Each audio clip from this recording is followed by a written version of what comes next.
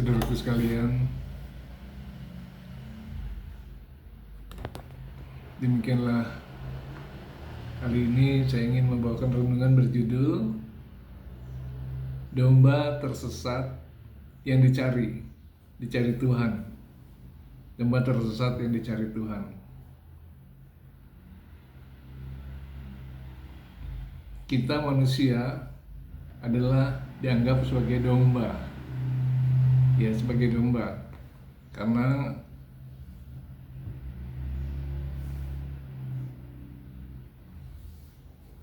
kita seringkali meninggalkan Dia, seperti domba yang meninggalkan tuannya, yang meninggalkan penggembalanya. Jadi kita seperti domba ini. Manusia seringkali lupa dengan Tuhannya. Mungkin karena dia terdesak, karena kebutuhan ekonomi, mungkin karena dia kecewa, atau mungkin saking senangnya dia, sehingga dia lupa dengan semuanya, dan dia melupakan Tuhan. Sekali ini saya ingin menceritakan tentang domba yang kita manusia sebetulnya. Bukan domba-domba beneran, tetapi manusia tersesat yang dicari. Ya, pada saat ini Tuhan Yesus sedang mencari kita. Kita baca dalam Lukas 15 ayat 7. Lukas 15 ayat 7, demikian firman Tuhan.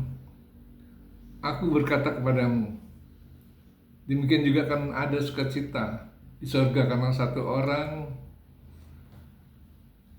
yang berdosa, yang bertobat, lebih daripada sukacita karena 99 orang yang benar, yang tidak memerlukan pertobatan. Saya ulangi sekali lagi, di dalam Lukas 15 ayat 7, demikian firman Tuhan. Aku berkata kepadamu, demikian juga akan ada sukacita di surga karena satu orang bertobat, yang bertobat lebih daripada sukacita karena 99 orang benar yang tidak perlu bertobat. Ya, karena kita lihat bahwa di surga itu banyak orang yang sudah bertobat. Sedangkan Tuhan Yesus mencari orang yang belum bertobat. Jadi dia sungguh-sungguh mencari satu orang saja yang belum bertobat. Jadi peristiwanya terjadi pada waktu itu, pada waktu zaman dulu, Tuhan Yesus sedang berjalan bersama dengan para pemungut cukai dan orang-orang berdosa. Bersama dengan para pemungut cukai dan orang-orang berdosa. Bersama siapa, saudara-saudara? Pemungut cukai dan orang-orang berdosa. Dulu saya pikir pemungut cukai ini pemungut cuka. Ya, pemungut cuka. Di mana pengutnya cuka ini? Nggak tahu, pemungut cukai. Kalau sekarang itu petugas pajak lah gitu kira-kira. Petugas pajak dan orang-orang berdosa. Sebetulnya kalau kita sungguh-sungguh percaya pada Yesus bahwa semua orang di dunia ini tidak ada satupun yang tidak berdosa kecuali Yesus. Ya, kecuali Tuhan Yesus. Semua orang berdosa, sudah berdosa. Jadi kalau ada satu orang saja yang bertobat, maka Tuhan sangat senang sekali. Jadi ketika itu mereka bersama-sama orang pungut cukai dan orang berdosa, mereka makan bersama-sama dengan Dia, bersama-sama dengan Tuhan Yesus, makan bersama-sama. Yesus waktu itu masih hidup di dunia, ya saudara-saudara sekalian. Biasanya mereka datang pada Yesus untuk mendengarkan Dia, mendengarkan perkataan-perkataan Dia, karena pengajaran Yesus yang amat berkuasa dan amat menghibur hati mereka, berkuasa dan menghibur hati mereka, menguatkan hati mereka. Tapi melihat semua itu, mulailah bersungut-sungut orang Farisi dan ahli Taurat. Orang Farisi dan ahli Taurat, saudara-saudara, bersungut-sungut. Kenapa Yesus makan sama orang pemungut cukai dan orang-orang berdosa ini? Padahal mereka juga sama-sama orang berdosa, tapi mereka merasa diri orang suci, tidak berdosa. Sedangkan pemungut cukai dan orang-orang berdosa lainnya itu tidak masuk hitungan mereka. Dan katanya, para ahli Taurat ini berkata demikian, orang Farisi dan ahli Taurat, lihatlah, ia menerima orang-orang berdosa dan makan bersama-sama dengan mereka. Lukas 15 ayat 1-2. Lihatlah orang-orang yang berdosa ini, lihatlah ia menerima orang-orang berdosa dan makan bersama-sama dengan mereka. Ya, mereka bukannya bersyukur atas hal itu, mereka malah menghujat dia. Bukan, Yesus tuh jalannya sama orang-orang jahat, bukan sama kita orang baik ya. Gitu kira-kira itu ucapannya, begitu dia. Memang sudah aneh orang Farisi dan ahli Taurat ini. Apakah mereka juga bukan orang berdosa? Bagaimana bisa mengatakan bahwa Yesus menerima orang berdosa sedangkan mereka juga berdosa? Padahal mereka sama-sama orang berdosa, ya. Kita semua adalah orang berdosa. Ya, kita semua, termasuk saya, termasuk keluarga saya, semua orang berdosa. Pernah kita berdusta pada Allah, pernah kita meninggalkan Dia. Ya, walaupun mungkin kita bisa melakukannya, dan ketika kita susah kita berdoa pada Tuhan ditolong, tapi ketika kita sedang senang lupa dengan Tuhan. Itu biasa. Tidak biasa sebetulnya, saudara-saudara. Tidak boleh itu. Tidak ada yang terkecuali semua orang berdosa di dunia ini. Atau mereka menganggap diri mereka orang suci. Orang suci ya, orang seperti malaikat gitu, orang suci. Padahal mereka sama-sama penipu, suka menggelapkan uang Tuhan, suka pamer kalau dia memberi perpuluhan. Padahal perpuluhan itu waktu zaman dulu itu orang Farisi dan orang-orang pemungut cukai, orang-orang Yahudi itu wajib memberi perpuluhan, wajib. Jadi bukan sesuatu yang perlu dibanggakan. Sebetulnya sungguh kasihan mereka ini, tidak menyadari bahwa mereka juga orang berdosa. Tidak menyadari itu. Rupanya maunya mereka, Yesus hanya bergaul dengan kelompok mereka saja. Orang-orang suci. Orang-orang suci, titik dalam tanda petik ya, orang-orang suci. Dan menolak orang-orang berdosa itu supaya lebih keren lah dia. Loh, ini ternyata kok Yesus kok pergi sama orang-orang berdosa, orang pungut cukai lagi. Mungkin mereka merasa nyaman bersama dengan orang-orang suci, bersama-sama sesama sesuci-sucinya orang. Ya, sesuci-sucinya orang. Tidak usah memperdulikan orang berdosa. Bodoh amat orang berdosa ini. Mau masuk neraka juga nggak masalah gitu bagi mereka. Tapi bagi Yesus itu lain. Bagi Yesus itu suatu kepentingan yang luar biasa bahwa mereka harus bertobat supaya dia bisa menerima kerajaan surga. Mereka ini sangat kejam sekali. Mereka hanya ingin keselamatan untuk dirinya sendiri. Padahal justru Yesus datang ke dunia untuk menyelamatkan orang berdosa.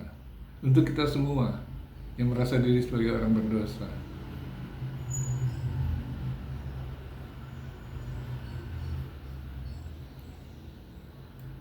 Nah, kenapa pula orang berdosa ini, orang pemungut cukai ini dibawa-bawa? Ya, kenapa kok orang-orang pemungut cukai dibawa-bawa? Padahal dia adalah petugas pajak. Ya memang petugas pajak atau pemungut cukai pada zaman Yesus itu adalah penarik pajak bagi kerajaan Romawi yang sedang menjajah umat Yahudi. Di samping itu mereka sering berkorupsi untuk memperkaya diri mereka sendiri, padahal mereka sama-sama orang Yahudi. Itulah para pemungut cukai bangsa Yahudi. Lain dengan para petugas pajak saat ini. Saat ini kan enggak. Karena kita bayar langsung ke bukan ke petugas, tapi kita langsung bayar ke instansi pajak ya, lewat lewat catatan online kita, ya kita bisa langsung bayar. Karena itu orang pemungut cukai waktu itu dianggap orang berdosa, orang yang mengikuti orang Romawi yang dimusuhi oleh orang Yahudi. Ingat gak dulu ketika Yesus memanggil Zakheus, orang pemungut cukai, sebelum bertobat dia mengakui kalau dirinya dulu adalah orang yang sering korupsi dia. Tapi ketika dia bertobat, apa yang terjadi? Segala yang dia ambil akan dikembalikan semua. Segala yang diambilnya akan dikembalikan semua dan dikembalikan berkali lipat.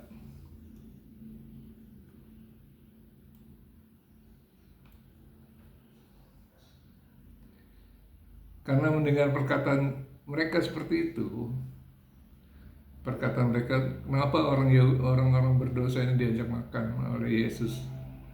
Mendengar perkataan mereka seperti itu, Yesus pun sampai menyampaikan suatu perumpamaan. Kira-kira seperti ini. Misalnya, seseorang memiliki 100 ekor unta. 100 ekor unta. Kemudian seekor domba hilang karena tersesat. Jadi seekor domba mungkin dia lari, karena dia melihat ada tanaman yang hijau tempat lain, dia pergi sendiri. Terus waktu udah lama dia mau balik, lupa dia jalan untuk pulang, hilanglah dia, tersesat dia. Bukankah orang yang punya tadi, si penggembala tadi, akan mencari domba yang tersesat itu? Sedangkan yang 99 ekor akan ditinggalkannya di padang gurun, akan ditinggalkan, tinggal bersama-sama yang lain. Dan dia pergi meninggalkan 99 ekor itu untuk mencari seekor domba yang tersesat tadi. Itulah karakter gembala yang baik. Satu orang bertobat, maka 99 orang yang lain yang tidak memerlukan pertobatan harus ditinggalkan. Maka demikian Yesus berkata, demikian juga akan ada sukacita di surga, sukacita besar, karena satu orang berdosa yang bertobat ketika dia ditemukan oleh pemilik gembalanya, maka sukacita besar sekali ketika manusia itu bertobat dari kesalahannya. Lebih daripada sukacita karena 99 orang yang benar yang tidak memerlukan pertobatan. 99 orang yang benar itu membuat sukacita. Tentu membuat sukacita juga. Tetapi menemukan satu orang ini yang tersesat tadi, yang hilang tadi, membuat Yesus lebih bersukacita lagi. Lalu jawab Yesus kepada mereka, katanya, bukan orang sehat yang memerlukan tabib. Ya, bukan orang sehat, bukan orang yang tidak sakit. Orang yang sakit lah yang memerlukan tabib, orang yang memerlukan dokter. Ya, seperti ini. Bukan setiap orang sehat memerlukan tabib, tetapi orang yang sakit, kata Yesus. Aku datang bukan untuk memanggil orang benar, tetapi untuk orang berdosa supaya mereka bertobat. Aku datang untuk memanggil orang benar supaya mereka, orang-orang yang tidak benar, supaya mereka bertobat dan mereka menerima kerajaan Allah. Lukas 5 ayat 31 sampai 32. Saya ulangi sekali lagi, aku datang bukan untuk memanggil orang benar, tetapi orang berdosa, supaya mereka bertobat. Yesus datang bukan untuk orang yang merasa dirinya benar, merasa diri benar walaupun dia sudah berdosa, tapi merasa diri benar. Tetapi Yesus datang untuk mereka yang merasa amat berdosa, yang segera minta ampun pada Tuhan.